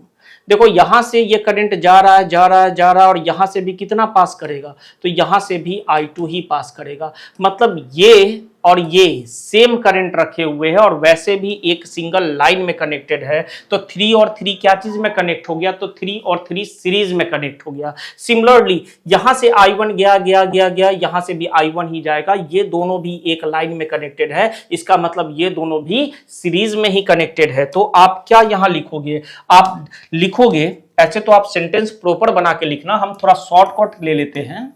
यहां पर हमारे पास 3 + 3 का सीरीज और 4 + 2 का सीरीज पैरेलल में है। आप लिख देना सेंटेंस, अगर आपको एग्जामिनेशन में क्वेश्चन आए तो आप सर्किट को रिड्रॉ भी करिएगा, आप लिखिएगा ऐसे कि 3 ohm and 3 ohm are in series, therefore their equivalent is Req dash equal to 3 plus 3 equal to 6 ohm. Also 4 ohm and 2 ohm are in series, ये भी सीरीज में है, इसलिए their equivalent Req double dash equal to 4 plus 2 is equal to 6 ohm. यहां भी लिखेंगे redrawing the circuit.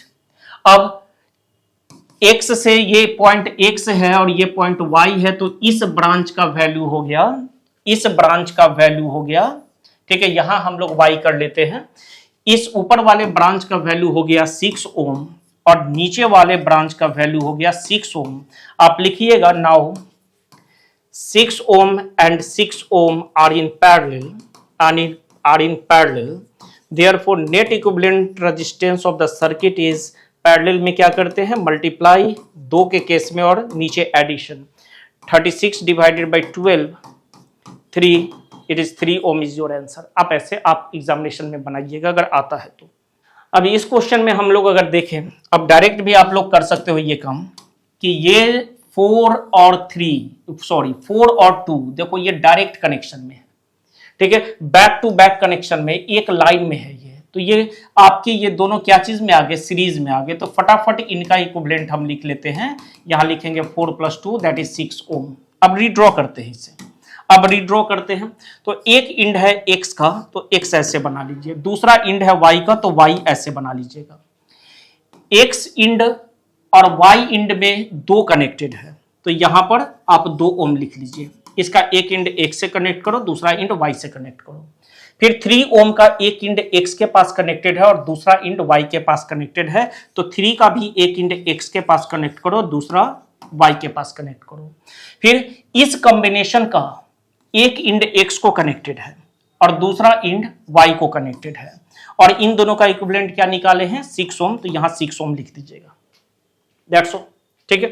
अब तीनों पैरेलल में आ गए तो हम लोग क्या लिखेंगे 1/r equivalent equal to 1/2 plus 1/3 और प्लस 1/6 आ गया। एलसीएम ले लेंगे, it is 6, it is 3, 2 and 1, it is 6/6 that is 1। So reciprocal मारिए दोनों तरफ, 1 का रेसिप्रोकल 1 ही रहेगा, तो r इक्विवेलेंट इक्वल टू 1 ओम, ये हमारा आंसर हो गया, ठीक है। तो इस तरीके से हम लोग अपने क्वेश्चन को सॉल्व करते हैं। चलिए अब यहां पर हमारे पास अगला क्वेश्चन है कि यूनिफॉर्म वायर ऑफ रजिस्टिविटी रो, हमारे पास एक वायर है जिसका रजिस्टिविटी क्या है तो रो है, and cross sectional area A, उसका क्रॉस सेक्शनल एरिया क्या है ए है, is bent into the shape of a circular और सर्कल ऑफ रेडियस आर। तो आप एक सर्कल बना लो, ठीक है। Calculate the effective resistance between the two diametrically opposite and points of the circular wire. तो हमने एक डायमीटर बना रखा है, एक डायमीटर ले लीजिए, डायमीटर के एंड पॉइंट्स को ले लीजिए, मतलब ये एक पॉइंट लिया, ये दूसरा, इसका नाम रख दीजिए x और इसका नाम रख दीजिए y, ठीक है बाबू। तो अब ये ऊपर का वायर अपना एक रेजिस्टेंस वैल्यू रखेगा और नीचे का वायर अपना एक रेजिस्टेंस वैल्यू रखेगा, और ये दोनों देखो, जैसे हम यहां पर क्या कर रहे हैं, इसको रीड्रॉ कर रहे हैं और हम ये बोल रहे हैं कि ऊपर के वायर का अपना एक रेजिस्टेंस वैल्यू रहेगा, यहां डायमीटर के पॉइंट्स होगा ये y और x, और नीचे के पॉइंट का अपना एक रेजिस्टेंस वैल्यू रहेगा। तो ये दोनों क्या चीज में कनेक्ट हो गए, तो पैरेलल में कनेक्ट हो गए। इसको बोल देते हैं R1 और इसको बोल देते हैं R2। तो हमको R1 चाहिए बाबू, तो रेजिस्टेंस का क्या फॉर्मूला होता है, रो L/A, रो के जगह रो ही रखेंगे, area of cross section is A, और लेंथ कितना होगा, ये इसका लेंथ कितना, इस हाफ का, तो आप लोग जानते हो सर्कल का पूरा लेंथ 2πr और हाफ का लेंथ πr, ये तुम्हारा हो गया रेजिस्टेंस R1। R2 आप निकालोगे तो आप फिर से लिखोगे, क्योंकि वायर चेंज नहीं कर रहा है, resistivity same, area cross section same, और लेंथ भी क्या लिखेंगे अगेन πr, क्योंकि नीचे वाला भी क्या है सेमी सर्कल है, तो दोनों बराबर हो गया बाबू, दोनों क्या हो गया बराबर हो गया। तो इसको r लेट कर लो और ये भी r लेट करो, मतलब ये भी r हो गया और ये भी r हो गया, ठीक है। Therefore equivalent resistance equal to क्या लिखोगे, दोनों को गुना करो क्योंकि दो पैरेलल में है और नीचे दोनों का सम कर लो, ये r² cancel, it is r/2। r का वैल्यू उठा के डाल दीजिए कहीं एक जगह से, तो r का वैल्यू हो गया पाई रो पाई आर बाई ए एंड नीचे 2 है तो ये 2a हो जाएगा। दिस इज योर आंसर, ये आपका आंसर हो गया यहां। ठीक है, चलो अब ये हमारा अगला क्वेश्चन है, ये आपके एनसीईआरटी का क्वेश्चन है। An electric lamp whose resistance is 20 ohm, इस लैम्प का रेजिस्टेंस वैल्यू 20 ओम है and a conductor of 4 ohm resistances, 4 ohm का हमारे पास रेजिस्टेंस है, are connected to a 6 volt as shown in the figure. Calculate the total resistance of the circuit, the current through the circuit and the potential difference across each electric lamp and the conductor. मतलब हमें यहाँ क्या क्या चाहिए, हमें चाहिए ये V1, हमें चाहिए V2, हमें चाहिए नेट करंट I चाहिए। ठीक है, तो ये दोनों कैसे कनेक्टेड है बाबू, बैक टू बैक। तो फटाफट आप क्या करोगे, सेंटेंस बना लीजिएगा कि आपके लैंप और कंडक्टर सीरीज में है, इसलिए R equivalent is 4 + 20 and this is 24 ampere, sorry 24 ohm, it is 24 ohm, correct है, 24 ओम हो गया। अब करंट क्या निकालोगे, applied potential divided by R equivalent, it is 6/24, 4 times में cancel, 1/4 that means 0.25 ampere is the answer.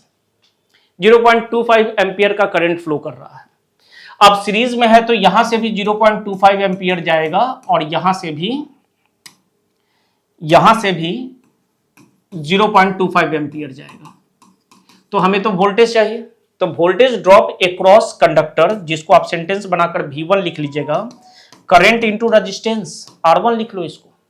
Current कितना गया 0.25 और रेजिस्टेंस कितना है, इट इज 4, तो ये आ गया 1 वोल्ट।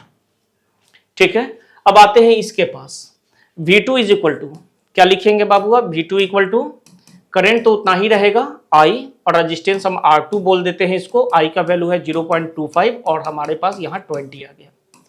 ठीक है, कितना आ जाएगा बाबू, 20 इंटू 0.25 इट इज 5 एम्पियर। ठीक है, 5 प्लस सॉरी हाँ ठीक है, एम्पियर नहीं, यहाँ वोल्ट आएगा, 5 वोल्ट आ गया। तो 5 volt plus 1 volt is 6 volt, और सीरीज में तो हमें मिलना भी चाहिए था, दोनों का सम अप्लाइड पोटेंशियल के बराबर ही होना चाहिए, जो कि मिल भी रहा है। ठीक है, चलिए अब ये क्वेश्चन हमारे पास है, this is the figure, R1 value is 10, R2 is 14 ओम। ठीक है, तो यहां हम लोग मार्किंग कर लेते हैं।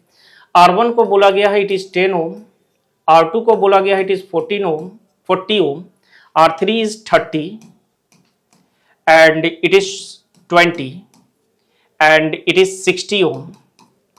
ठीक है, and the value of V 12 volt battery हमारे पास है, तो V का वैल्यू 12 वोल्ट है। तो सारा डाटा हमने यहाँ लिख दिया है, नज़र से ही देखते ही आपको समझ में आ गया होगा कि ये दोनों क्या चीज़ में है, पैरेलल में, और ये तीनों क्या चीज़ में है, पैरेलल में, और ये दोनों बैक टू बैक कनेक्टेड है, मतलब इस 2 का पैरेलल इस 3 के पैरेलल के साथ सीरीज में है। तो हम लोग सर्किट को रिड्रॉ भी कर सकते हैं। सबसे पहले हम लोग R1 और R2 का ये पैरेलल समझ चुके हैं, R1 is parallel with R2, तो इनका इक्विवेलेंट निकाल देते हैं, REQ डैश निकाल लेते हैं, दोनों को मल्टीप्लाई कर लेंगे और नीचे में दोनों को जोड़ लेंगे, ये हो जाएगा 400 डिवाइडेड बाई इट इज 50, 8 आ गया, 8 ओम आ गया। ठीक है, फिर हम यहां पर तीनों के पैरेलल को सॉल्व करेंगे। ठीक है, तो यहां लिख लेते हैं हम लोग R3 parallel with R4 parallel with R5, इसलिए इनका इक्विवेलेंट हम निकालते हैं, वो डबल डैश कर लीजिएगा, 1/R3 प्लस 1/R4, क्योंकि 3 आ गया तो यही वाला फॉर्मूला यूज करना है, इट इज 30, 20 एंड 60। एलसीएम आ जाएगा आपका 60, यह आ जाएगा 2, यह आ जाएगा 3 और यह आ जाएगा 1, तो ये आ गया बाबू 1/10 आ गया। रेसिप्रोकल मारिए दोनों तरफ, तो R equivalent double dash equal to 10 ohm आ गया। ठीक है, मतलब इसका इक्विवेलेंट 10 आ गया और इसका इक्विवेलेंट हमारे पास 8 आ गया। तो चलिए इसको कहीं पर ले चलते हैं, रीड्रॉ करते हैं। ऊपर वाले का इक्विवेलेंट आ गया 8 ओम, ठीक है 8 ओम, और नीचे वाले का बाबू इक्विवेलेंट आ गया हमारे पास 10 ओम, और यहां पर हमारे पास क्या कनेक्टेड है, एमीमीटर है और यहां पोटेंशियल है। ठीक है, तो पोटेंशियल हम ऐसे ही कनेक्ट कर देते हैं, 12 वोल्ट का है, और यहां एमीमीटर लगा लीजिए। ठीक है, अब बाबू ये दोनों बैक टू बैक एक सिंगल लाइन में कनेक्टेड है। जैसे यहां से करंट निकला तो वो करंट ऐसे होते हुए ऐसे पास करेगा। देखो करंट का डिवीजन ही नहीं हो रहा है, तो हम लोग इसको क्या बोलेंगे, सीरीज कनेक्शन में है। देयरफॉर आर इक्विवेलेंट क्या लिखोगे, तो सीरीज में हम लोग जोड़ लेते हैं, कितना आ गया, 18 ओम आ गया। ठीक है, नेट करंट क्या लिखोगे, V बाई आर इक्विवेलेंट लिखोगे। V कितना है, 12 है, और आर इक्विवेलेंट हमारे पास 18 है। ठीक है, it is 2, it is 3, that is 2/3 ampere is your answer. ठीक है, क्या चाहिए, आर इक्विवेलेंट और टोटल करंट चाहिए, तो जो कि हम लोग यहां पर बता पा रहे हैं। ठीक है, चलिए नेक्स्ट क्वेश्चन की तरफ हम लोग चलते हैं। अगला क्वेश्चन हमारा सीबीएसई 2023 में पूछा गया है। ये क्या है, if 4 identical resistors of resistance A2 are first connected in series as to give an effective resistance RS। मतलब सबसे पहले इसको सीरीज में कनेक्ट किया गया तो इफेक्टिव मतलब इक्विवेलेंट रेजिस्टेंस RS मिला। उसके बाद पैरेलल में कनेक्ट किया गया तो इक्विवेलेंट RP मिला, तो वो रेशियो पूछ रहा है। तो चलो कनेक्ट कर देते हैं। 4 8 ओम के रजिस्टर्स को सीरीज में कनेक्ट कर दिए हैं। ठीक है, डायरेक्ट भी आप लिख सकते हो, ऑब्जेक्टिव है इसलिए। तो सीरीज वाला क्या आएगा, 8 + 8 + 8 + 8 32 ओम, ये आ गया। अब पैरेलल के केस में क्या करेंगे बाबू, तो डायरेक्ट आपको तो पता है कि आइडेंटिकल रजिस्टर है, तो एक रजिस्टर लिखो और काउंटिंग में कितना है, 4 है, तो 4 से डिवाइड कर दो, ये 2 ओम आ गया। क्योंकि यहां पर सॉल्यूशन ऑब्जेक्टिव में कोई देखने वाला नहीं है, तो टाइम वेस्ट क्यों करना है, जो जबकि हम लोग ये पढ़ चुके हैं, तो डायरेक्ट अप्लाई कर देते हैं। ठीक है, अब रेशियो पता करना है RS/RP, तो RS हम लिखेंगे 32 और इट इज 2, और ये हमारे पास कितना आ जाएगा, 16। तो कहा गया, option D is the correct option. ठीक है, चलिए ये हमारा अगला क्वेश्चन है यहां पे, जहां पर हमारे पास ऐसा सर्किट कॉम्बिनेशन है। ठीक है, इस सर्किट को रिड्रॉ कर देते हैं हम। यहां पर हमारे पास पहला रजिस्टर है, फिर यहां पर 2 रजिस्टर्स पैरेलल में लगे हैं, देख लीजिए आप यहां पे। उसके बाद एक और रजिस्टर यहां पर है, और जो बैटरी सप्लाई इसने बोल रखा है वो है 200 वोल्ट का, V = 200 वोल्ट का है। ये R1 का वैल्यू 2.5 है ohm, R2 is 6 ohm, R3 is 2 ohm and R4 is 4 ohm. ऐसे तो आप अगर नजर से देखोगे तो देखो ये दोनों कैसे कनेक्टेड है, तो पैरेलल में कनेक्टेड है। तो आप बोलोगे R2 is in parallel with R3, इसलिए इनका इक्विवेलेंट हम क्या लिखेंगे, तो 6 × 2 divided by 6 + 2 it is 12/8 3/2, that is 1.5 ओम आ गया। अब हम लोग क्या करते हैं, इन दोनों को हटाकर ये इक्विवेलेंट वहां चिपका देते हैं। ठीक है, फिर देखते हैं सर्किट कैसा बना है। तो यहीं पर इसे हम लोग ड्रॉ कर लेते हैं, इसको हटा लेते हैं हम, और यहां पर क्या करेंगे, ये गया तुम्हारा R इक्विवेलेंट डैश, और जो कि हमारा वैल्यू है 1.5 ओम। अब ये बताइए ये तीनों कैसे कनेक्ट हो गए, सीरीज में। ठीक है, तो R इक्विवेलेंट क्या लिखोगे, तीनों को जोड़ लो, 2.5 अब प्लस 1.5 अब प्लस 4। ठीक है, कितना आ गया बाबू, it is 4 + 4 is 8 ohm, equivalent resistance 8 ohm आ गया। ठीक है, सप्लाई करंट क्या निकालेंगे हम लोग, तो ऑप्शन मतलब answer of 1, current is equal to V/R equivalent, और ये V हमारे पास है 200 और ये हो गया 8। ठीक है, ये हमारे पास 8 हो गया। It is 8 2 × 16 and 25 ampere current आपका विड्रॉ हो रहा है, यहां से 25 एम्पियर का करंट निकला। The potential difference across each resistor, सारे रजिस्टर के अक्रॉस पोटेंशियल डिफरेंस चाहिए। तो बाबू ये 25 एम्पियर यहां से गुजरा, इसको V1 दे दो, इसको V2 दे दो और इसको V3 दे दो। आप ओम्स लॉ लगाते चले जाओ, आपको बनता हुआ चला जाएगा। आपका V1 इस R1 से कितना एम्पियर, तो 25 एम्पियर, इससे अगेन 25 एम्पियर, इससे अगेन 25 एम्पियर, क्योंकि तीनों सीरीज में है। और जब सीरीज में कनेक्टेड होंगे तो करंट सेम रहेगा। तो बताइए, तो V1 आप क्या लिखोगे, V1 is equal to current into resistance, that means 25 × 2.5। तो ये हमारे पास आ जाएगा 25 625 625 62.5 वोल्ट आ गया। ठीक है, यहां पर आते हैं, यहां पर हम V2 कैलकुलेट करेंगे। तो V2 कितना आ जाएगा बाबू, 25 × 1.5 मल्टीप्लाई कर लेते हैं इसको, तो 25 × 15 इज 5 2, it is 12, 5 2, 5 7 3, 37.5 वोल्ट आ गया। अब ये इनका इक्विवेलेंट है। तो बाबू इस पैरेलल कॉम्बिनेशन को कितना मिला? तो इस पैरेलल कॉम्बिनेशन को मिला 37.5 वोल्ट। ठीक है, तो इन दोनों को भी कितना मिलेगा? तो इन दोनों को भी 37.5 वोल्ट मिलेगा, इसको भी 37.5 वोल्ट मिलेगा। पैरेलल कॉम्बिनेशन के ग्रुप को जितना पोटेंशियल मिलता है सारे रजिस्टर्स को उतना ही मिलता है। ठीक है, तो हम लोग यहां लिख सकते हैं, ये इसको डैश कर लीजिए, इसको डैश कर लीजिएगा। ठीक है, इसको V2 डैश कर लीजिएगा, ये डैश हो गया। तो आप लिखोगे यहां कि V2 और इसको आप V4 कर लो, रजिस्टर 4 है ना, तो इसको V4 कर लीजिए। आप यहां लिखिएगा that is implies V2 is equal to V3 equal to V2 dash. मतलब जो V2 डैश मिला है वही इन दोनों को भी मिल रहा है। क्लियर है? लास्ट एक हम लोग यहां कैलकुलेट करने वाले हैं हमारे पास V4 का। तो बाबू V4 इक्वल टू वापस से करेंट इनटू रेजिस्टेंस कितना हो गया? 100 एम्पियर हो गया, सॉरी 100 वोल्ट हो गया। ये पोटेंशियल कैलकुलेट करें, 100 वोल्ट हो गया। तो इसको 100 वोल्ट मिला, यहां मिला 37.5 वोल्ट और यहां कितना मिला? 62.5 वोल्ट। तीनों को ऐड कर लो और ऐड करके देखना 200 वोल्ट जरूर मिल जाएगा। मतलब सारे रजिस्टर से पोटेंशियल बताना है। तो यहां पर हमने V1 बोला है, यहां पर हमने V1 बोला है, इसको V2 बोला है, इसको V2 बोला है, इसको इसको V3 बोला है और इसको V4 बोला है। और सारे कैलकुलेशन आपको वहां से हो गए हैं। पैरेलल कॉम्बिनेशन का पोटेंशियल हम उसके इक्विवेलेंट से निकाल लिए। इक्विवेलेंट उन दोनों का पैरेलल कॉम्बिनेशन है। इसका मतलब इक्विवेलेंट के अक्रॉस जो पोटेंशियल रहेगा वही दोनों को मिलने वाला है। ठीक है, तो यहां पर हमने क्या किया है, कॉम्बिनेशन ऑफ रजिस्टर्स में बहुत बढ़िया बढ़िया क्वेश्चन कर लिया है।